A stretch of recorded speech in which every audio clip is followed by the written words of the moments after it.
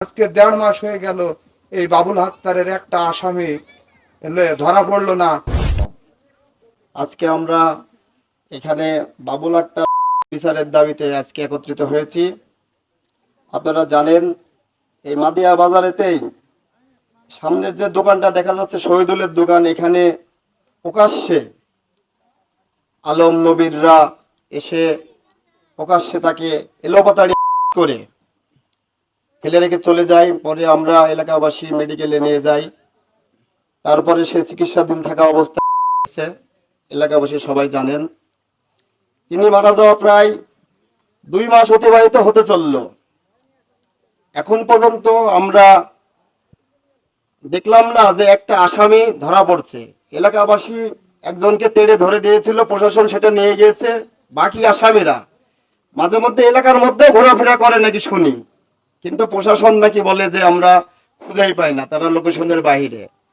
তো এটা প্রশাসনের উদ্দেশ্যে একটা কথাই বলবো যে আপনাদের উপর আমরা ভরসা রেখেছি যে আপনারা আসামিদের গ্রেপ্তার করবেন।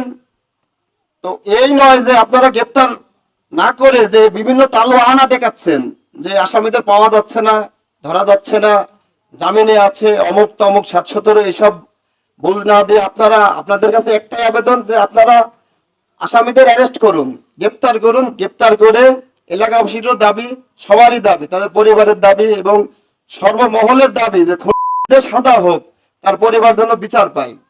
আমি দৌলতপুর অফিসার ইনচার্জকে আহ্বান করছি যে আপনারা দ্রুত এদের গ্রেপ্তার করুন, অন্তত ২-১ জনকে গ্রেপ্তার করে এলাকাবাসীকে বোঝান যে হ্যাঁ আমরা ২-১টা ধরছি। এতজন আসামি একটাকে এখনো আপনারা ধরতে পারলেন না, এটা প্রশাসনের একরকম ব্যর্থতায় আমি বলবো।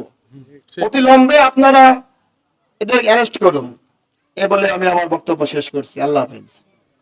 আমাকে মেরেছে, আমি বাবুল আক্তারকে ঠেকাতে যে আমি নিজে একজন মার খেয়েছি, তার মারটা আমি কিন্তু বাঁচাতে পারিনি।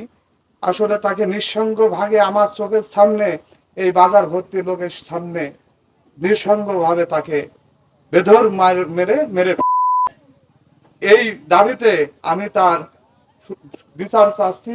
আমি প্রশাসনের কাছে আশ্বাসীন, প্রশাসনকে শ্রদ্ধা করি।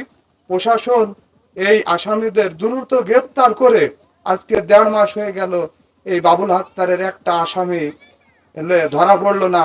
আমাকে হুমকি ধমকি দিচ্ছে, বাবুল আক্তারের পরিবারকে হুমকি ধমকি দিচ্ছে। প্রশাসন কোনো ভূমিকা পালন করছে না। আমি প্রশাসনকে দৃষ্টি আকর্ষণ করে বলছি, বাবুল আক্তারের যারা তাদেরকে